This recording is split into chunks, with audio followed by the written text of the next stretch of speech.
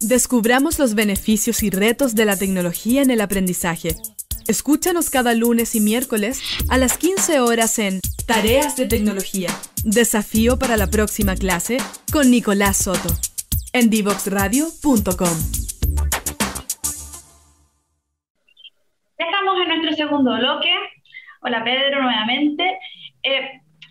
Me quedé pensando de lo que tú estás comentando, estos 4 grandes ámbitos en torno a las ciudades inteligentes.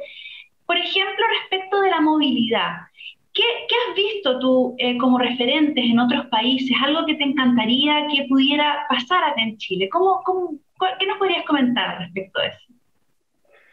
A nivel mundial, nuestros objetivos están muy ligados con los objetivos de desarrollo sostenible que definió ONU para que los diferentes países y ciudades podamos ir desarrollando. Por lo tanto, en general, ese es el lenguaje entre ciudades en diferentes lugares del mundo, que tanto vamos avanzando en esos objetivos de desarrollo sostenible. Y por lo tanto, la movilidad ha definido en general ciertas prioridades, como por ejemplo, cómo hacemos para que se fomente el uso del transporte público y también cómo hacemos para que se fortalezca lo que llamamos movilidad activa, que es la movilidad no motorizada, tanto la peatonalidad como también el uso de bicicleta. Eso requiere de infraestructuras y de servicios. Y hay diferentes estrategias en diferentes ciudades que han trabajado en estas materias, desde incluso darle un nuevo uso a los espacios públicos y entender, por ejemplo, que el transporte público, llamémosle la micro o el bus, es una extensión también de ese espacio público, pero que está en movimiento.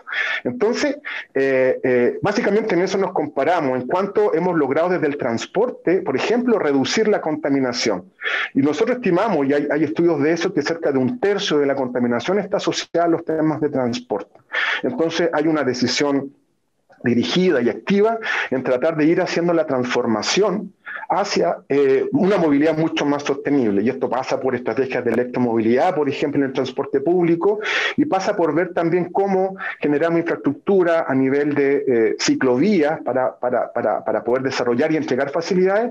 Y en la peatonalidad, que ya nos ha costado un poquito más, es entenderla desde qué es la peatonalidad y cuáles son los elementos y los factores principales de la peatonalidad. Porque la peatonalidad, por ejemplo, que es muy interesante, que no se mide en kilómetros y toda nuestra señalética está en relación a las distancias, la peatonalidad y el caminar o el trekking, como a veces nos gusta también hacer trekking en parques nacionales, se mide en distancia, en tiempo, en complejidad. Entonces, suponte que tú estás en la Plaza Italia y te dicen hasta la estación Mapocho, 20 minutos caminando, y dices, mira, qué interesante.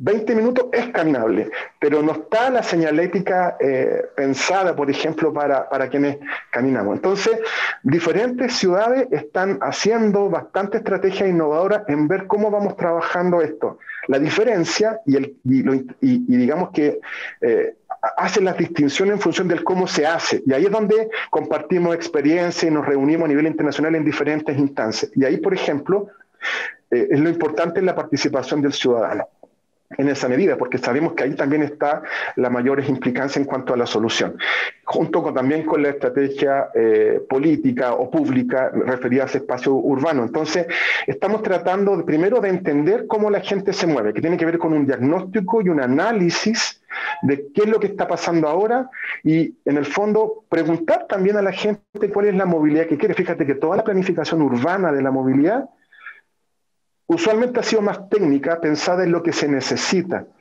Y nunca hemos preguntado qué te gustaría. Entonces, sería interesante capturar también esa información y que nuestra ciudad pase finalmente, más que a ser construida, a ser construida. Entonces, las tecnologías actuales nos permiten también relevar esas necesidades, esa visión, para construir planes que también nos permitan, tanto en la planificación como en la gestión, empezar a incorporar estos elementos. Te doy un ejemplo bien concreto. Durante el periodo de pandemia, por ejemplo, exploramos con una cámara de inteligencia artificial en una intersección peatonal de alta demanda peatonal para de tal manera empezar a observar la aglomeración de personas. Y cuando eso alcanzara cierto umbral, activara la fase del semáforo que era peatonal de manera automática para evitar que la gente se concentrara mucho en ese punto. Nunca antes habíamos pensado que eso lo podríamos haber hecho, pero el contexto nos dijo exploremos. Y eso es extremadamente importante. Tú también que trabajas en innovación, CG, lo que ha ocurrido es que la pandemia nos ha dado, entre comillas, a todos nosotros que somos innovadores, permiso para innovar. Y ha sido fantástico, o sea, ha tenido una connotación negativa, como todos sabemos, pero desde lo público también nos ha permitido hacer exploraciones e ir innovando. Tienes toda razón, efectivamente, las oportunidades para hacer innovación hoy día y para, de alguna manera, recuperarnos en este nuevo contexto, ¿cierto? En esta nueva realidad que estamos dibujando, la innovación, el emprendimiento, todas estas co-creaciones que hemos trabajado también en espacios públicos, privados, ¿cierto? La academia, ha sido muy potente, muy relevante. Te hace una pregunta, ¿somos buenos caminantes los chilenos? Sí, somos buenos caminantes. Hay un instrumento de planificación que se utiliza mucho en movilidad que se llaman las encuestas orígenes-destinos, las EOD. Y en páginas de nuestro ministerio, particularmente en la unidad que hace la planificación del transporte, que es SECTRA, que son nuestros colegas, nosotros hacemos gestión, ellos hacen la planificación, tú encuentras la EOD, encuentras cómo clasificas por modo de transporte la movilidad en cada territorio. Y siempre el más grande es la caminata, porque asume las distancias cortas usualmente, que es lo que más hacemos, ir a comprar a la esquina, quizás caminar mucho más para alcanzar el transporte público. Entonces, la caminata es el modo principal de desplazamiento prácticamente en todas nuestras ciudades.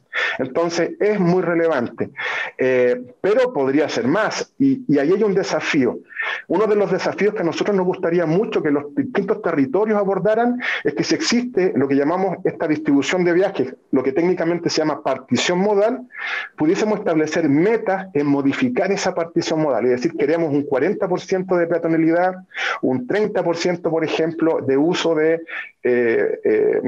movilidad no motorizada, solo un 10% del uso del automóvil y otro porcentaje más de transporte público. Entonces, para nosotros serían metas súper interesantes porque nos permite pensar y ver cómo en el fondo desarrollamos en función de eso, pero están los elementos y podríamos definir metas asociadas a eso.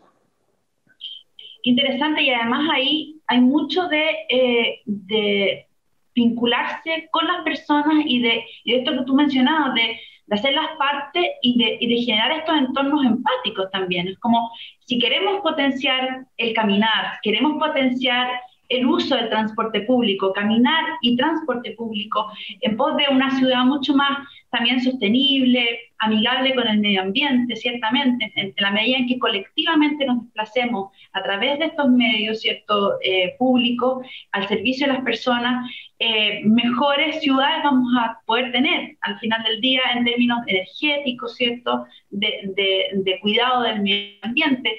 Ahí, ¿qué instancias tú has visto que puedan ser efectivas en contribuir a que los ciudadanos digitales, ¿cierto?, estos ciudadanos del futuro, puedan cambiar y reacomodar su pensamiento, su mindset, ¿cierto?, su postura frente a la percepción de estos servicios hoy día, digamos, y a este caminar, porque al final del día la ciudad también está al servicio de, o debería, ¿cierto?, ir cada vez más abrazando mucho más amigablemente a estas personas que van en este traslado de un lugar a otro.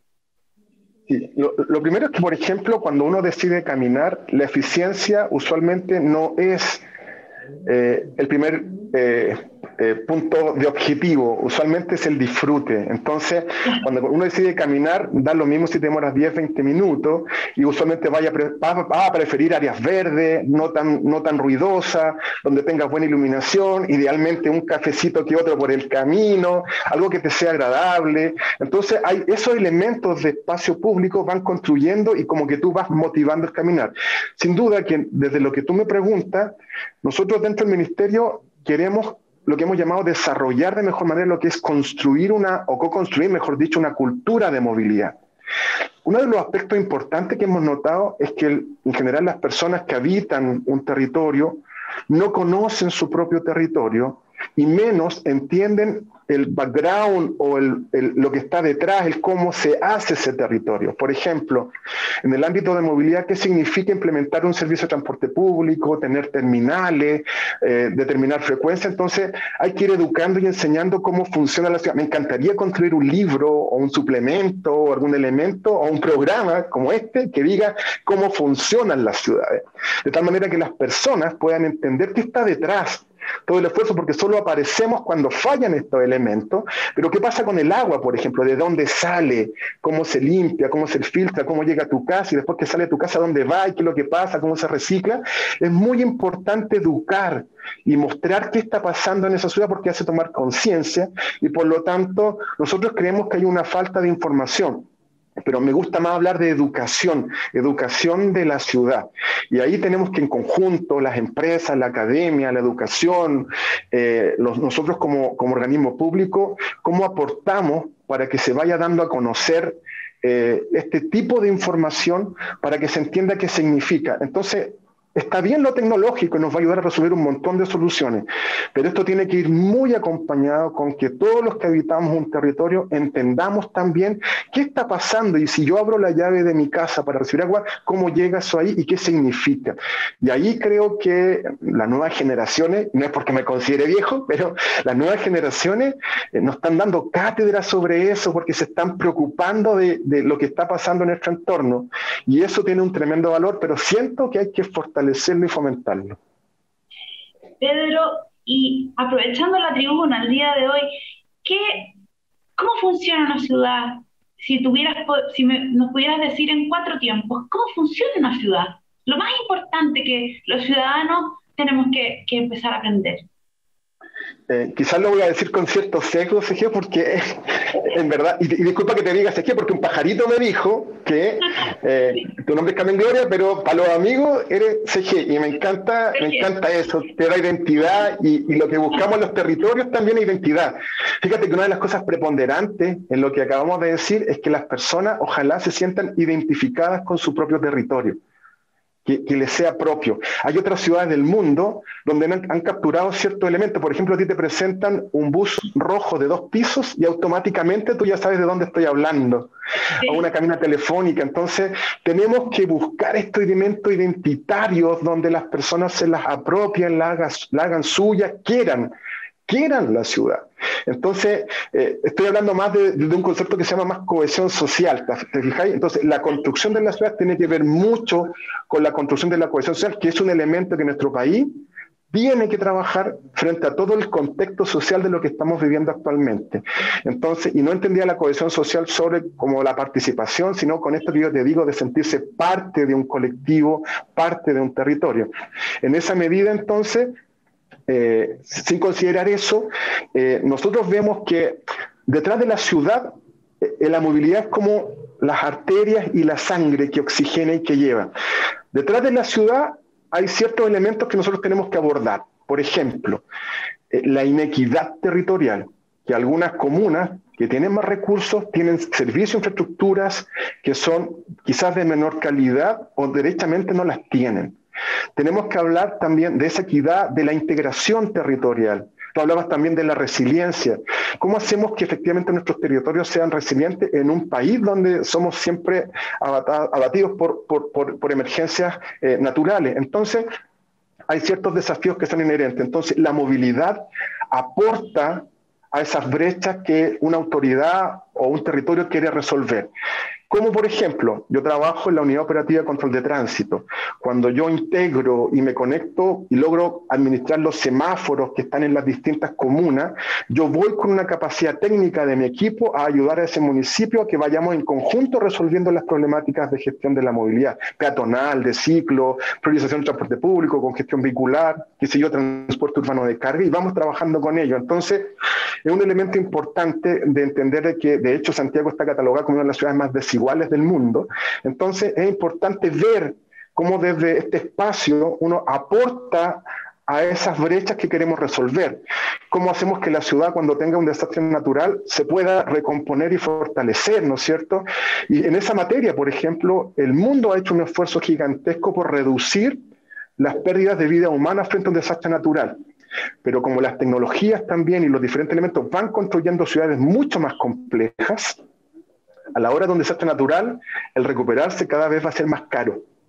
Entonces tenemos que también pensar en todos estos elementos. Entonces, cuando hablamos de la construcción de la ciudad, nosotros nos vemos como esas venitas que están dentro del cuerpo de lo que es una ciudad y que portamos el oxígeno porque estamos haciendo, en el fondo, dando accesibilidad a los servicios que la ciudad te provee. a los hospitales, a la educación. Entonces la movilidad tiene que llegar y tiene que irrigar como la sangre todo este músculo para ver en el fondo cómo facilitamos no solo desde el punto de vista económico, sino que también ojalá teniendo una experiencia de viaje que sea agradable y positiva. Entonces, y esa construcción de lo que queremos construir desde la movilidad pasa por elementos de fiscalización, por elementos de planificación y por elementos de gestión.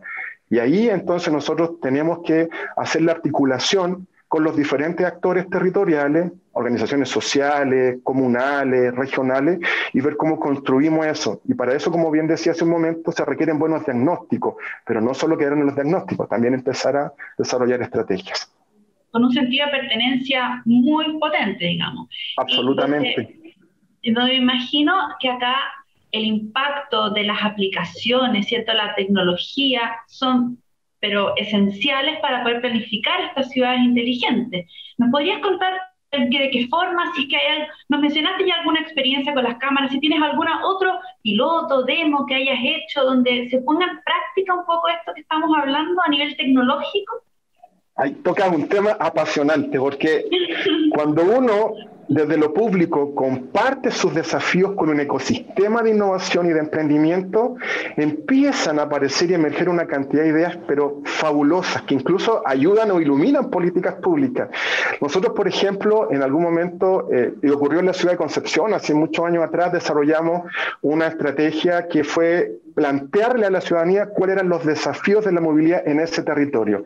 Y algunos de ellos, por ejemplo, fue el fomentar el uso de la bicicleta. Porque eso es un desafío que, entonces, si tú le dices a un emprendedor, a un innovador, cómo fomentamos el uso de la bicicleta, fíjate que afloran, lo primero que afloran son estrategias de gaming, de cómo a través de juegos, por ejemplo, yo podría fomentar el uso de la bicicleta, y empiezan a aparecer diferentes emprendimientos en la utilización de aplicaciones de telefonía móvil para hacer competencia respecto al uso de la bicicleta. De hecho, hay varias iniciativas, que incluso algunas han salido principalmente del ámbito privado y del emprendimiento, en fomentar y hacer juegos de esta naturaleza patrocinados por quienes estamos interesados en que esto ocurra, y han resuelto, por ejemplo, la medición de esos kilómetros de bicicleta a través de las mismas aplicaciones de la telefonía celular. Otra cosa que también fue importante es que, ¿qué sacamos? Sabemos que tenemos que fomentar el transporte público, pero si las personas no conocen cuál es la oferta, o sea, cuáles son los servicios que existen, entonces, ¿cómo lo fomentamos? Y ahí hicimos hace años atrás una experiencia piloto en Puerto Montt, porque ahí lo que hicimos fue levantar toda la información del sistema de transporte público de la ciudad de Puerto Montt y la subimos a Google.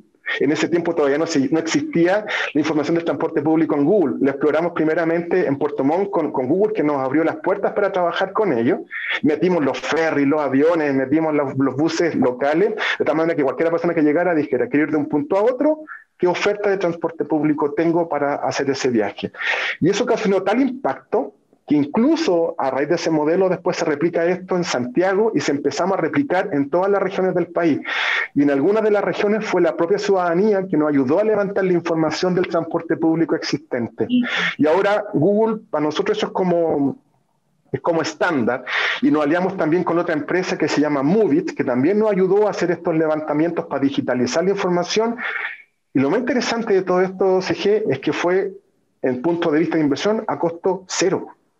Fue pura colaboración, pura participación, todos ganábamos, generábamos círculos virtuosos y de alguna manera empezamos a levantar estos servicios. Entonces, cuando fue la Copa América hace un tiempo atrás, dijimos, oye, ¿por qué en las ciudades de Copa América no levantamos también los planificadores de viaje?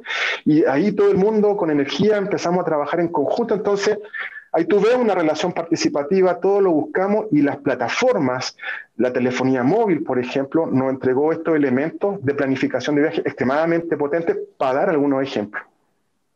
Qué potente. Participación, cohesión social, co-creación, sentido de pertenencia. Y yo creo que también hay algún punto que me encanta rescatar acá, que es salir también de Santiago, o sea, laboratorios en regiones de exploración de posibilidades de construcción, de co-creación y construcción ciudadana para mejorar, ¿cierto?, los espacios habitables, los espacios ciudadanos de movilidad, y después casi que traerlo de vuelta a a la capital.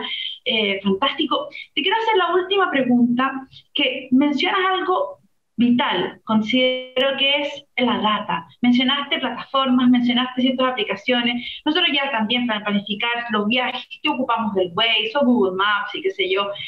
La data casi es algo fundamental también, porque no solo de cara a la información de lo que las personas necesitamos, sino también de la inteligencia que puede, ¿cierto?, entregarles a ustedes, digamos, como gestores, pensadores, creadores de estos espacios y estos entornos amigables con los ciudadanos digitales.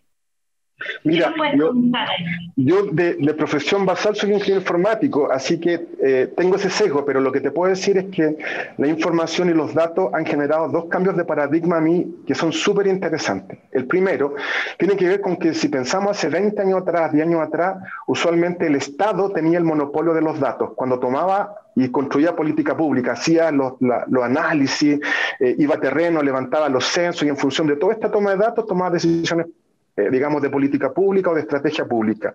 Ahora no. Ahora, gran parte de los datos están en diferentes fuentes, desde los datos que podrían estar, por ejemplo, en las transacciones de las tarjetas de crédito, que es súper interesante, en los datos que pueden tener las empresas de telecomunicaciones, que nos pueden ayudar a detectar los patrones de movilidad y ver cómo la gente se mueve. Obviamente, todo esto en un marco de privacidad de información. A nosotros no nos interesa quién, nos interesa la información agregada, de cómo esto fluye, cómo esta sangre se empieza a desplazar por el territorio, en qué momentos del día, para ir ajustando nuestros servicios y planificando mejor nuestra infraestructura. Entonces, por un lado, entender que necesitamos colaborarnos para tener buenos diagnósticos y generar también nuevos modelos de negocio que nos permitan tener acceso a esta información y también nuevas regulaciones para resguardar la privacidad y la seguridad de esa información.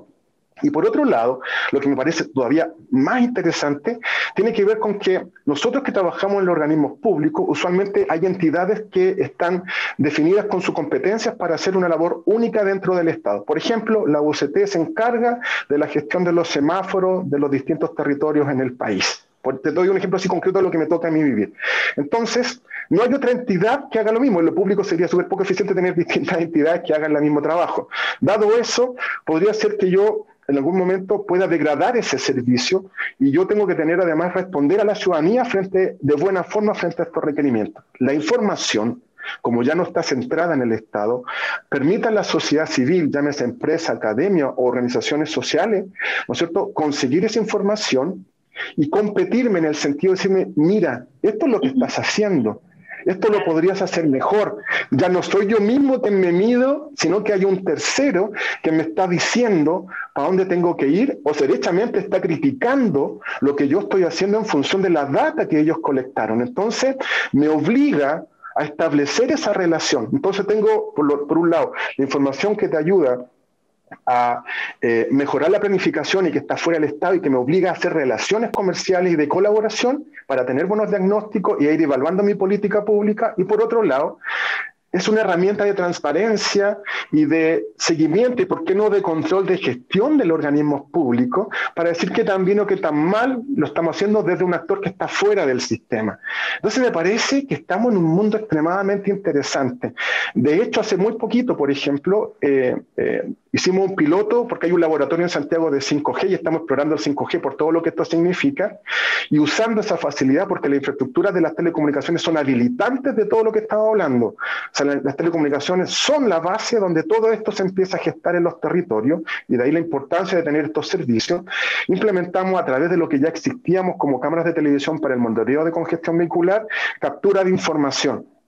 Pero fíjate que desde el Estado implementar estas cosas y probarlas es muy difícil y por eso necesitamos hacer colaboraciones con otros privados y con territorios para poder ir probando y viendo cómo esto nos puede resultar y cómo esto nos puede enriquecer nuestra toma de decisiones. Entonces, como tú bien decías, son verdaderos laboratorios donde nosotros estamos trabajando temas de inteligencia artificial, temas de analítica, respetando la condición normativa y también la individualidad y la privacidad de las personas, y viendo cómo vamos construyendo esta ciudad con toda esa capacidad que antes no teníamos y que ahora tenemos y que van aflorando información y analíticas por todos lados. Tenemos que ponernos de acuerdo. Y ahí, del punto de vista normativo legal, quizás estamos un poco atrasados, pero creo que desde el punto de vista de la colaboración, de entendernos, las empresas en general nos han apoyado muchísimo en tratar de innovar y generar estos espacios colaborativos.